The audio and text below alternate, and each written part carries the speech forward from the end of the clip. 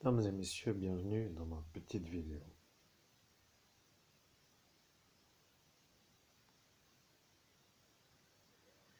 Je vous présente en photographie le mont Fuji. Le mont Fuji est un mont qui se trouve au Japon. Je suis bien entendu très connecté au mont Fuji par la photographie. Fujicolor, atelier, euh, atelier photographique ou plutôt technique photographique ou plutôt pellicule photographique.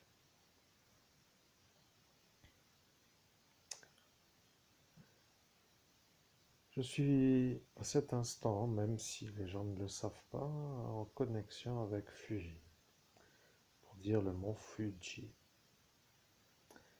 Après, bien entendu, certains ne peuvent pas toujours comprendre, mais le mont Fuji, que vous voyez à l'écran, est une montagne que vous trouverez au Japon. Pour ceux qui chercheraient où se trouve cette montagne, elle est au Japon.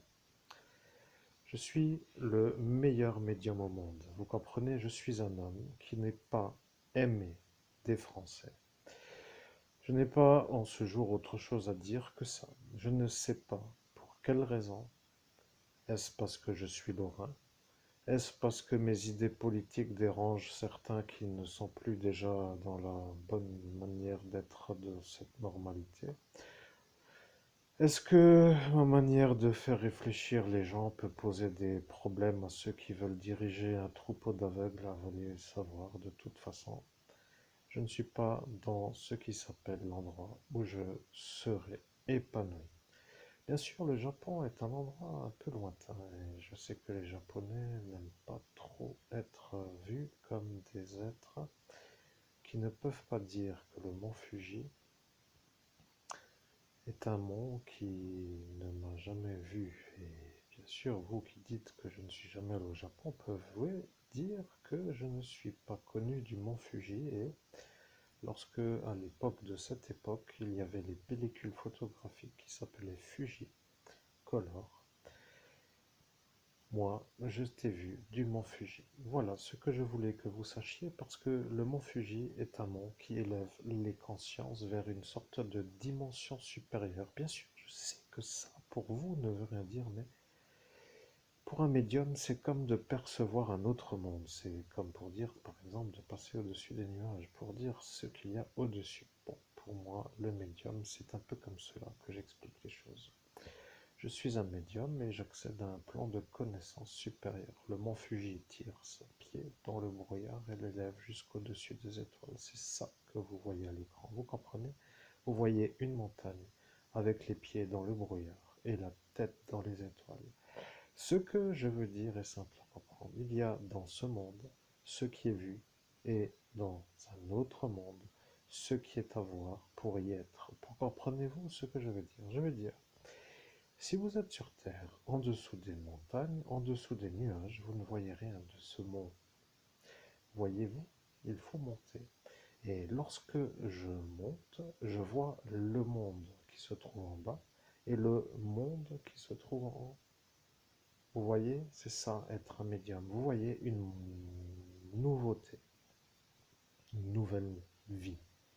Comprenez-vous, une nouvelle vision. Et si pour vous, voir veut dire être dans la vérité, ce qui veut dire à cet instant que vous veillez et que vous voyez avec ce que je vois de nouveau, ce qui veut dire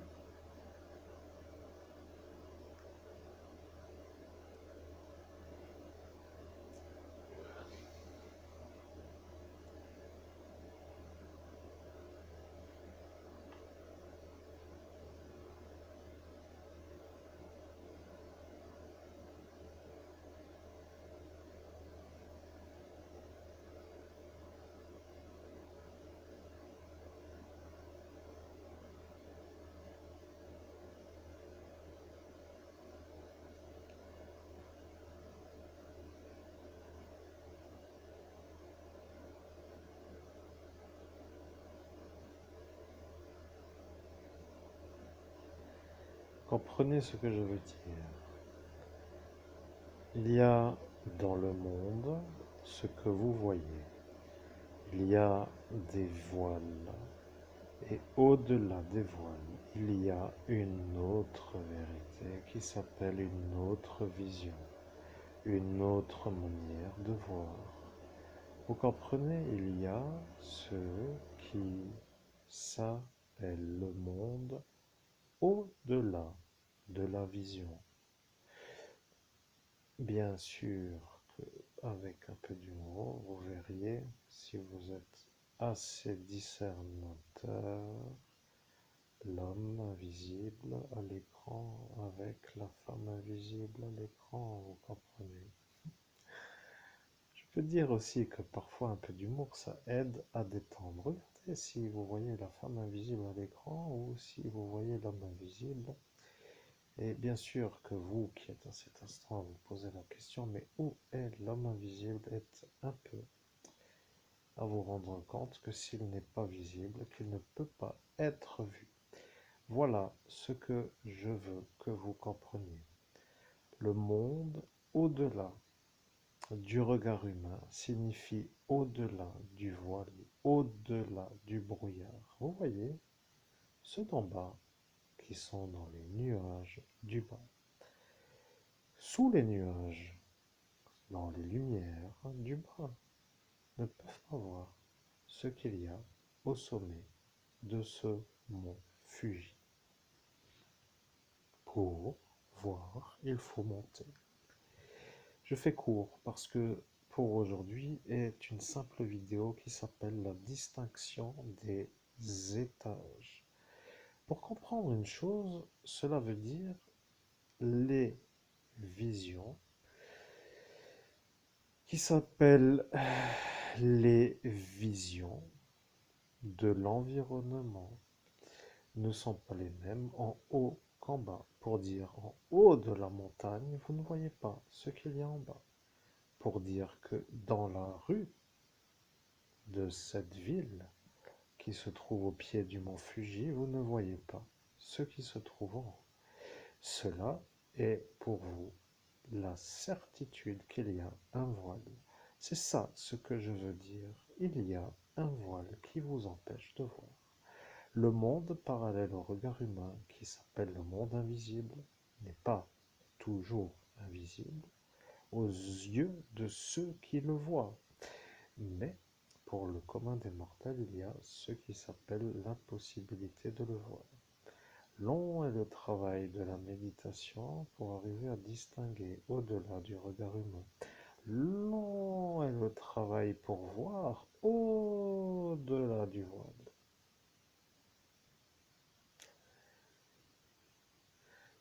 Bien, je pense que cette petite vidéo est juste adaptée pour vous faire comprendre que cette fois-ci, vous allez comprendre que je suis en train de faire ce qui s'appelle une distinction des plans de la stratosphère. Vous comprenez, au-delà du mont Fuji, il y a les étoiles. Et au-delà des étoiles, il y a un monde dans lequel il faut se rendre parfois dans l'évidence. Certains ne vont pas du tout en haut. Vous comprenez, ils ne vont pas dans les étoiles, ils ne veulent plus avoir la tête dans les étoiles. Les humains ne veulent plus regarder en l'air, ils préfèrent regarder leur téléphone marcher la tête baissée. Bon, après, cela étant pour eux, mais vous comprenez, parfois il y a des gens qui ne supportent pas ces téléphones. Aujourd'hui, j'ai l'impression que, eh bien, pour être dans la société, il faut avoir ça, il faut être collé à l'écran, la tête en bas, une bonne journée, pour dire que plus personne ne se parle parce qu'ils sont tous occupés. Bon, quoi qu'il en soit, ça n'intéresse pas, mais ce que je veux dire, si vous comprenez l'intérêt de cette vidéo, c'est que le mont Fuji me connaît. Le mont Fuji me connaît parce que j'ai, dans cette époque, utilisé une énorme quantité de pellicules Fujicolor. Pour vous, chers auditeurs, vous allez dire, cet homme est du genre qu'il est complètement en train de divaguer. Vous comprenez, vous dites qu'il connaît le mont Fuji, qu'il n'est jamais allé au Japon, et qu'après il se prend pour un homme qui connaît le Japon parce qu'il utilise des pellicules photographiques. Mais là est la question, oui, je vais vous expliquer.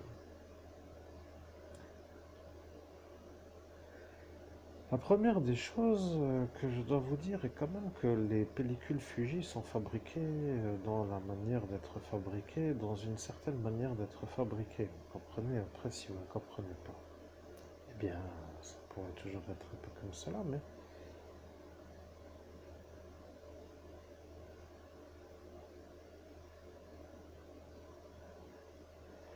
Eh bien voilà, vous comprenez, il y a des voiles. Qu'est-ce que est pour vous une pellicule Fujicolor? Fuji est une genre de pellicule comme Kodak. Vous comprenez, il y a des pellicules qui ont une certaine caractéristique.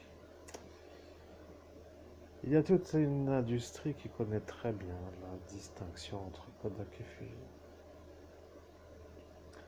Je vais vous dire que le problème avec ceux qui ne connaissent rien du tout, c'est que de dire que je suis connu du mont Fuji parce que j'utilisais des pellicules photographiques Fujicolor est pour eux une sorte de incompréhension absolue qui se met en premier sur la possibilité.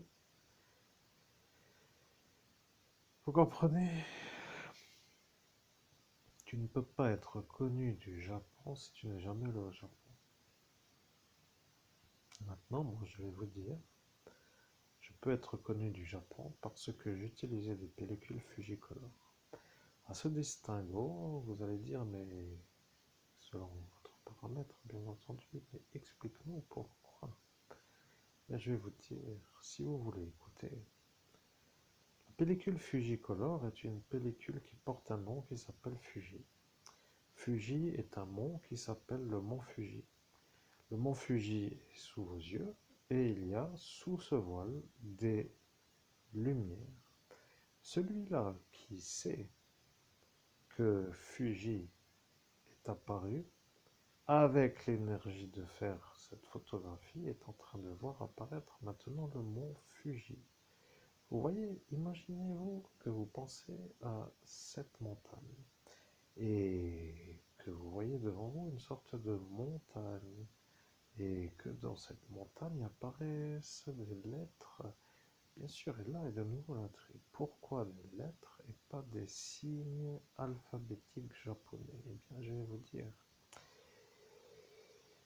Le mont Fuji est un mont qui se trouve au Japon et qui a devant lui le monde. Vous comprenez? Il y a le monde et le mont Fuji.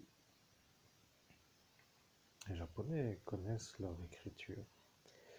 Ils ne veulent pas trop le modifier avec des caractères qui viendraient d'un autre endroit que de leur caractère. Vous ne pouvez pas changer l'alphabet, ou pour ainsi dire, de changer la manière d'écrire d'une civilisation, comme pour claquer des doigts, pour dire que tout est fait en un seul battement de cils, pour dire en une demi-seconde, et que tout le monde soit à cet instant. Cela étant donc une sorte d'utopie, les Japonais ne peuvent pas dire que le mont Fuji n'est pas connu du monde, et ils peuvent dire que l'écriture japonaise ne peut pas être lue du monde. Or, la marque Fuji et Fuji est dans l'alphabet connu du monde. Voilà, c'est comme cela. Écrivez Fuji en japonais, même moi, je ne pourrais pas l'écrire, vous comprenez? Mais si vous dites Fujicolor, vous allez penser absolument à la pellicule photographique. Et lorsque vous penserez à la pellicule photographique, vous allez penser tout simplement à ce qui s'appelle le mont Fuji. C'est comme cela que, à force de faire de la photo, le mont Fuji se charge d'une énergie des photographes. Voilà, c'est comme cela qu'il y a une sorte autour de ce mont, une énergie qui s'appelle des photographes. Je dis ça depuis l'endroit où je suis, dans un pays qui ne m'aime pas, et qui, dans cet instant, me voit au Japon sans que j'y sois. Et ils ne savent pas, à cet instant, pourquoi les Japonais, eux-mêmes, Je vais dire que ceux qui font de la photographie, qui travaillent avec des pellicules Fujicolor, sont vus du mont Fuji. Et le mont Fuji est au Japon. Voilà que toutes les fois où les gens utilisent Fujicolor, ils sont vus du Japon. Cela, parlons du principe, s'appelle l'écho. Vous comprenez, il y a un écho qui se crée, par exemple, dans les événements qui s'appellent les événements.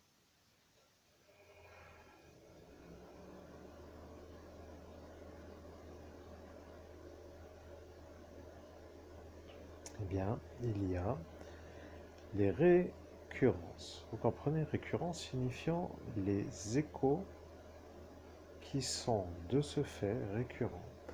Un écho est-il récurrent? Parce que la question se pose, vous comprenez, qu'est-ce qu'un écho?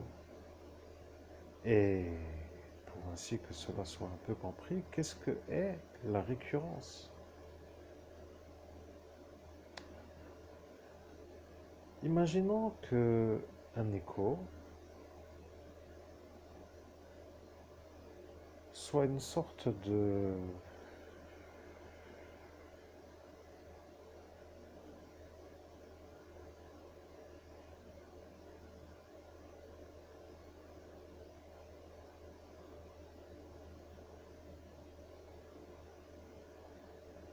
Bien, je ne sais pas si vous voulez vraiment étudier l'écho, mais quoi qu'il en soit, je vais essayer peut-être d'abréger parce que ça devient pénible, je comprends. Vous êtes dans une période de l'existence où l'effort ne peut pas trop être volontaire et de vous détendre à ces instants sur cette plateforme YouTube est quand même une sorte de volonté et de manière de ne pas trop réfléchir pour dire quelque chose d'agréable sans une fatigue nerveuse à la réflexion. Donc je vais faire un peu comme cela. Le mont Fuji m'a déjà vu sans que j'y sois. Cela étant qu'à chaque fois que j'utilise la pellicule Fujicolor, je suis vu par le mont Fuji. Le mont Fuji est au Japon. Les Japonais me connaissent de ce mont Fuji. Les Français, qui eux ne m'aiment pas parce que je suis ce que j'ai dit que je ne sais pas, et puis au final peut-être tout à fait autre chose, mais je ne sais pas. Donc les Japonais, eux, m'aiment, mais les Français ne m'aiment pas. Et le problème avec ça, c'est que les Japonais se posaient la question à l'instant de cet instant, pourquoi les Français ne m'aiment pas? Vous comprenez, les Japonais qui sont au Japon se posent la question, pourquoi moi je ne suis pas aimé des Français? Ça est encore une autre version. Comment puis-je moi savoir ce que pensent les Japonais sans que je sois allé au Japon en sachant que eux savent que les Français ne m'aiment pas sans que eux soient venus en France? Vous voyez, là, ça devient quand même quelque chose de permanent. Vous voyez, quelqu'un vient de dire permanent, mais permanent ne veut pas dire autre chose que constant. Vous voyez, constant veut dire régulier, et régulier veut dire tout simplement, d'une certaine manière, récurrent. Bien, je suis un grand philosophe, après tout, vous pouvez savoir déjà que j'aime la philo, mais avec l'énergie d'être entouré de gens qui, eux, n'aiment pas trop discuter longtemps de philosophie, parce que ça ne trouve plus aujourd'hui une sorte d'intérêt. Et de ce fait, ne voulant pas trop être dérangé dans le calme de l'absence de réflexion, les gens ne veulent plus réfléchir. Alors, je vais même dire une chose, que la technologie aujourd'hui permet à tous ceux qui ne veulent pas réfléchir d'être aussi capables d'avoir des réponses sans avoir la logique pour réfléchir. Ça, grâce à notre agent qui s'appelle l'intelligence artificielle. Vous voyez, si vous êtes intelligent, vous n'avez pas besoin d'une intelligence artificielle, vous voyez, mais après, il y a des gens qui n'ont pas d'intelligence et qui ont une intelligence artificielle pour se dire intelligents, et après, ils se sentent aussi intelligents que ceux qui ont une intelligence non artificielle. Bien entendu, en tant que médium, je peux vous assurer que la médiumnité ne sera jamais détournée de sa manière d'exister par l'intelligence artificielle, car l'intelligence artificielle est une sorte de une nouveauté qui a une certaine vogue, mais qui, de ce fait, de toute évidence, a des périodes comme pour tout, de fortes sollicitations et après de moindres sollicitations. Bien, je veux dire que la médiumnité ne sera jamais remplacée par l'intelligence artificielle. Vous comprenez comment l'intelligence artificielle pourrait-elle savoir ce que je viens de dire? Vous voyez, elle ne peut pas le dire. Si moi, le meilleur médium au monde, je vous pose la question à vous, chers auditeurs, comment prendriez-vous la question que je vais vous poser? C'est-à-dire, comment allez-vous réagir à la question que je vais vous poser? Est-ce que les Japonais ont une certaine manière, les Japonais, en faisant de la pellicule photographique Fujicolor? Parce que si la pellicule Fujicolor est programmée pour savoir qui, dans l'endroit où elle est utilisée, aime le Japon, est-il possible pour un humain ordinaire de comprendre la question? Est-il possible pour un humain qui a des connaissances spirituelles de comprendre la question? Est-il possible à l'intelligence artificielle de poser la réponse à la question? Est une autre manière, mais je ne pense pas que l'intelligence artificielle puisse trouver une réponse à cette question en raison de l'absence absolue de perception extrasensorielle. Voilà ce qui distingue l'homme spirituel de l'intelligence artificielle. Vous comprenez, il y a la philosophie de bas niveau, la philosophie de haut niveau. Bon, après, vous pouvez toujours penser que la société n'a jamais eu trop besoin d'évoluer et parfois, avec des certaines guidances, elle a évolué. Je vais quand même vous dire une chose. Si vous pensez à la manière dont je parle comme étant une manière que vous pouvez comprendre, vous pourriez vous poser la question, que font tous ceux qui ne comprennent pas autour de vous? Parce que guider par des aveugles est une chose qu'il ne faut pas faire, vous comprenez? Il ne faut pas être guidé par des aveugles dans la vie, parce que ceux-là qui ne voient pas et qui guident deviennent des problèmes pour ceux qui suivent, vous comprenez? Il y a ce qui s'appelle le guide, et les guides guident pour guider vers une étape qui s'appelle une évolution de préférence constructive. Bien entendu, dans la manière où je suis le médium, je peux dire aussi que ça devient inquiétant. À mon niveau, je peux vous dire que ceux qui sont autour de ce que j'appelle mon corps physique m'inquiètent. Ils deviennent un peu tous décérébrés. Je peux vous dire que ça devient contagieux. C'est une genre de société française qui devient une société d'abrutis. Et j'ai honte de le dire, non, je ne suis pas sûr d'avoir honte de le dire, mais je dois quand même me situer par rapport à où je suis. Vous comprenez, je deviens un homme capable de vous faire réfléchir. Et là, pour ceux qui ne veulent pas être évincés, de commencer à réfléchir signifie émerger.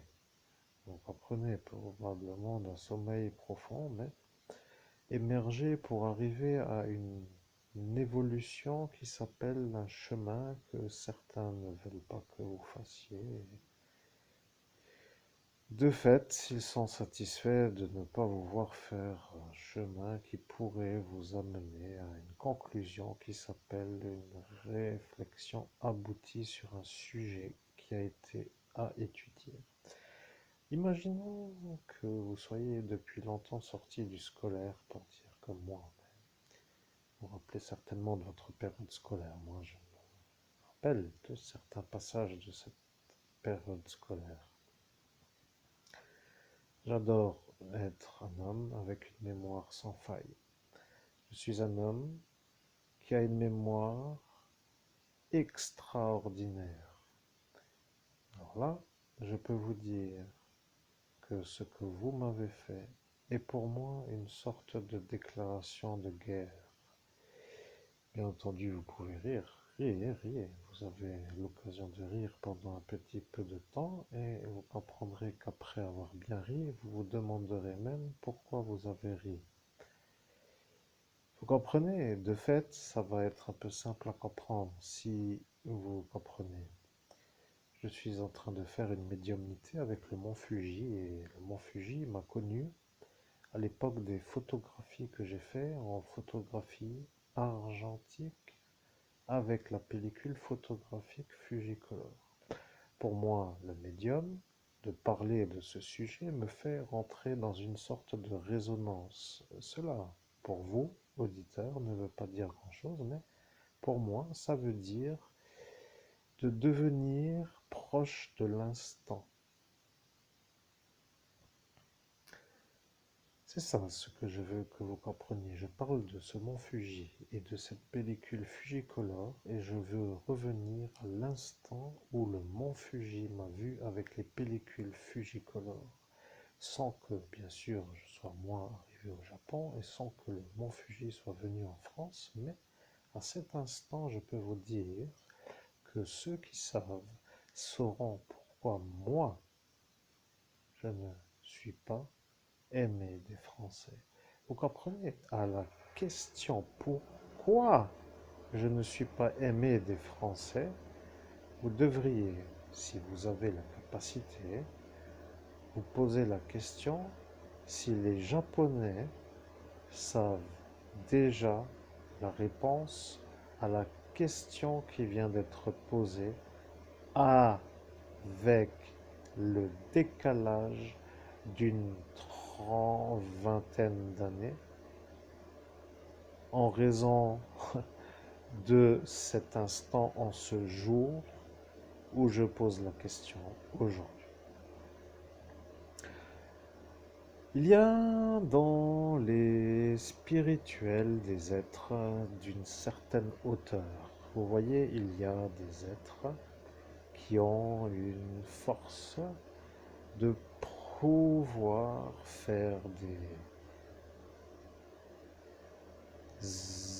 actions qui actionnent des réactions. Pour dire simplement des sortes de correspondance à la question qui est la question que celui qui a fait pellicule Fuji a mis dans la question de ce que vous entendez, qui ne veut pas dire, parce que il y a un paramètre que vous ne savez pas qui s'appelle le paramètre de sûreté. Vous voyez, ce que je veux que vous compreniez, c'est que je suis médium et que je peux savoir, mais que peut-être le grand public ne doit pas savoir.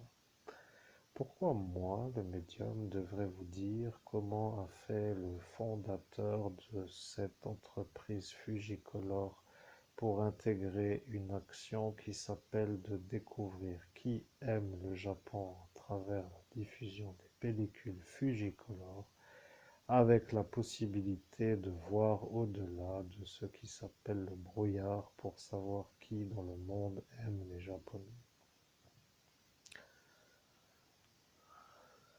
À cet instant, je peux dire que cette époque était la période où j'ai fait beaucoup de photographies avec des pellicules Fujicolor et que ce même Japon, qui m'a connu en raison de ce